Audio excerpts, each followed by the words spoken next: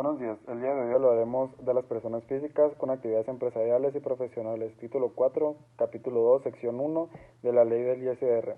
Nuestro equipo está conformado por Jesús Alberto, Itzel Gabriela, Jocelyn Carolina, Itzel Valeria y su servidor José Miguel. En la presente exposición explicaremos un tema muy importante que son los artículos del título 4 de la ley del ICR, el cual habla sobre las personas físicas. Nos hemos centrado en el capítulo 2, el cual trata sobre los ingresos por actividades empresariales y profesionales, sección 1 de las personas físicas con actividades empresariales y profesionales. Explicaremos detalladamente los artículos 100 al 110, esperando que después de esa exposición puedan adquirir los conocimientos que necesitan sobre la ley del ICR para los siguientes parciales y en general para su carrera como técnicos en contabilidad. Artículo 100. Están obligados al pago del impuesto establecidos en esta sección las personas físicas que perciban ingresos derivados de la realización de actividades empresariales o de la prestación de servicios profesionales. Las personas físicas residentes en el extranjero que tengan uno o varios establecimientos permanentes o fijos aquí en el país también pagarán el impuesto sobre la renta en los términos de esta sección por los ingresos atribuibles a los mismos, es decir, por actividades empresariales o de la prestación de servicios profesionales.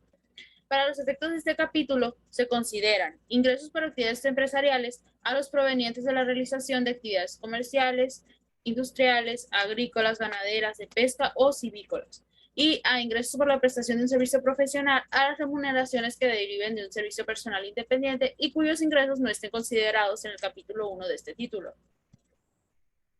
Artículo 101. Para los efectos de esta sección, se consideran ingresos acumulables por la realización de actividades empresariales o por la prestación de servicios profesionales, además de los señalados en el artículo anterior y en otros artículos de esta ley, los siguientes. Tratándose de las condonaciones, quitas o remisiones de deudas relacionadas con la actividad empresarial o con el servicio profesional, así como de las deudas antes citadas que se dejen de pagar por prescripción de la acción del acreedor. Los provenientes de la enajenación de cuentas y documentos por cobrar y de títulos de crédito distintos de las acciones. Las cantidades que se recuperen por seguros, fianzas o responsabilidades a cargo de terceros, tratándose de pérdidas de bienes del contribuyente afectos a la actividad empresarial o al servicio profesional. Las cantidades que se perciban para efectuar gastos por cuenta de terceros, salvo a dichos gastos, sean respaldados con comprobantes fiscales expedidos a nombre de aquel por cuenta de quien se efectuó el pago o el gasto. Los derivados de la enajenación de obras de arte hechas por el contribuyente, los obtenidos por agentes de instituciones de crédito, de seguros, de fianzas o de valores por promotores de valores o de administración de fondos para el retiro, por los servicios profesionales prestados a dichas instituciones, los obtenidos mediante la explotación de una patente aduanal, los obtenidos por la explotación de derechos de autor, los intereses cobrados derivados con la actividad empresarial o de la prestación de servicios profesionales sin ajuste alguno, las devoluciones que se efectúen o los descuentos o bonificaciones que se reciban siempre que se hubiese efectuado la deducción correspondiente y la ganancia derivada de la enajenación de activos afectos a la actividad. Artículo 102. Para los efectos de esta sección, los ingresos se consideran acumulables en el momento en el que estos sean efectivamente percibidos. Los ingresos se consideran efectivamente percibidos cuando estos se reciban en efectivo, en bienes o en servicios. En efectivo se refiere a dinero en efectivo o también puede ser cheque. En bienes, cuando te dicen, ¿sabes qué? Te voy a pagar con equipo de reparto, te voy a pagar con equipo de cómputo, cosas así. En servicios, cuando te dicen, ¿sabes qué? Te voy a pagar con un servicio de luz, con el servicio de agua, con servicio aun cuando aquellos correspondan a anticipos, a depósitos o a cualquier otro concepto sin importar el nombre con el que se le designe. En el caso de enajenación de bienes que se exporten, se deberá acumular el ingreso cuando efectivamente se perciba. En el caso de que no se perciba el ingreso dentro de los 12 meses siguientes a aquel en el que se realice la exportación, se deberá acumular el ingreso una vez transcurrido dicho plazo. El artículo 103 habla de las personas físicas que obtienen ingresos por actividades empresariales o servicios profesionales. Ellos podrán efectuar las siguientes deducciones. 1. Las devoluciones que se reciban o los descuentos o bonificaciones que se hagan siempre que se hubiese acumulado el ingreso correspondiente. 2. Las adquisiciones de mercancías, así como de materias primas, productos semiterminados o terminados, que utilicen para prestar servicios, para fabricar bienes o para enajenarlos. 3. Los gastos. 4. Las inversiones. 5. los intereses pagados derivados de la actividad empresarial o servicio profesional, esto sin ajuste alguno. 6. Las cuotas o cargos de los patrones pagadas al Instituto Mexicano del Seguro Social. 7. Los pagos efectuados por el impuesto local sobre los ingresos por actividades empresariales o servicios profesionales.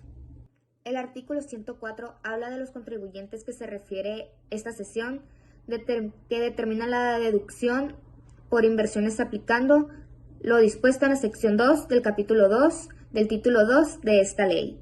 Para estos efectos se consideran inversiones señaladas en el artículo 32 de esta ley. El artículo 105 habla de las deducciones autorizadas en esta sesión. Ellos deben de cumplir estos requisitos establecidos en otras disposiciones fiscales que deberán de cumplir los siguientes pasos. 1. Que hayan sido efectivamente erogadas en el ejercicio de que se trate. 2. Que sean estrictamente indispensables para la obtención de los ingresos, por lo que éste está obligado al pago de impuestos en los términos de esta sesión. 3. Que cuando esta ley permita la deducción de inversiones, se proceda en los términos del artículo 104 de esta ley. 4. Que se resten solo una vez, aun cuando estén relacionados con la obtención de diversos ingresos. 5. Que los pagos de primas por seguros o finanzas se hagan conforme a las leyes de las materias y correspondan a conceptos que esta ley señala como deducibles. 6. Cuando el pago se realice a plazos, la deducción procederá por el monto de las parcialidades efectivamente pagadas en el mes o en el ejercicio que corresponda, excepto tratándose de las deducciones a que se refiere el artículo 104 de esta ley. 7. Que tratándose de las inversiones no se les dé efectos fiscales a su revaluación. 8. Que al realizar las operaciones correspondientes o a más tardar el último día del ejercicio, se reúnan los requisitos que para cada deducción en particular establece esta ley. Seguimos con el artículo número 106. Los contribuyentes a que se refiere esta sección efectuarán pagos provisionales a cuenta del impuesto del ejercicio, a más tardar el día 17 del mes inmediato posterior a aquel al que corresponda el pago, mediante declaración que presentarán ante las oficinas de las cuales son autorizadas. El pago provisional se determinará restando de la totalidad de los ingresos a que se refiere esta sección, obtenidos en el periodo comprendido desde el inicio del ejercicio y hasta el último día del mes a que corresponde el pago. Las deducciones autorizadas en esta sección correspondientes al mismo periodo y la participación de los trabajadores en las actividades de las empresas pagadas en el ejercicio. Al resultado que se obtenga, conforme al párrafo anterior, se le aplicará la tarifa que se determine de acuerdo a lo siguiente. Se tomará como base la tarifa del artículo 96 de esta ley, que está en el lado derecho, sumando las cantidades correspondientes a las columnas relativas al límite inferior, límite superior y cuota fija, que en los términos de dicho artículo resulten para cada uno de los meses del periodo a que se refiere el pago provisional de que se trate, y que correspondan al mismo renglón identificado por el mismo por ciento para aplicarse sobre el excedente del límite inferior. O sea, la cantidad tiene que estar entre el límite inferior y límite superior para luego restarle el límite inferior. Y de ese mismo renglón se va a sacar la cuota fija y el por ciento por aplicar. Seguimos, cuando los contribuyentes presten servicios provisionales a las personas morales, estas deben retener como pago provisional el monto que resulte de aplicar la tasa del 10% sobre el monto de los pagos que se efectúen, sin deducción alguna, debiendo proporcionar a los contribuyentes comprobante fiscal en el que consta el monto del impuesto retenido, el cual deberá enterarse, en su caso, conjuntamente con las retenciones señaladas en el artículo 96 de esta ley. Artículo 107. Quienes en el ejercicio obtengan en forma esporádica ingresos derivados de la prestación de servicios profesionales, tales como puede ser un maestro, un doctor o un psicólogo, y no obtengan otros ingresos grabados, conforme a este capítulo, cubrirán como pago provisional a cuenta del impuesto anual el monto que resulte de aplicar a la tasa del 20% sobre los ingresos percibidos, sin deducción alguna. El pago provisional se hará mediante declaración que presentarán ante las oficinas que les son autorizadas dentro de los 15 días siguientes a la obtención de su ingreso. Esos contribuyentes quedarán relevados de la obligación de llevar libros y registros, así como de presentar declaraciones provisionales distintas de las antes señaladas. Los contribuyentes a que se refiere el párrafo anterior deberán presentar declaración anual en los términos del artículo 152 de esta ley y podrán deducir únicamente los gastos directamente relacionados con la prestación del servicio profesional. Artículo 108. Cuando se realizan actividades empresariales a través de una copropiedad, el representante común designado determinará, en los términos de esta sección, la utilidad o pérdida fiscal de dichas actividades y cumplirá por cuenta de la totalidad de los copropietarios las obligaciones señaladas en esta ley, incluso la de efectuar pagos provisionales. Para los efectos del impuesto del ejercicio, los copropietarios considerarán la utilidad o pérdida fiscal que se determine conforme al artículo 109 de esta ley.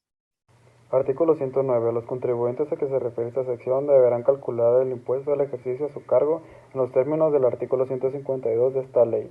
La pérdida fiscal se obtendrá cuando los ingresos a que se refiere esta sección obtenidos en el ejercicio sean menores a las deducciones autorizadas en el mismo. Al resultado obtenido se le adicionará la participación de los trabajadores en las utilidades pagadas en el ejercicio a que se refiere el párrafo anterior. En este caso se estará lo siguiente. Fracción 1. La pérdida fiscal ocurrida en el ejercicio podrá disminuirse de la utilidad fiscal determinada en los términos de su sección, de los 10 ejercicios siguientes hasta agotarla.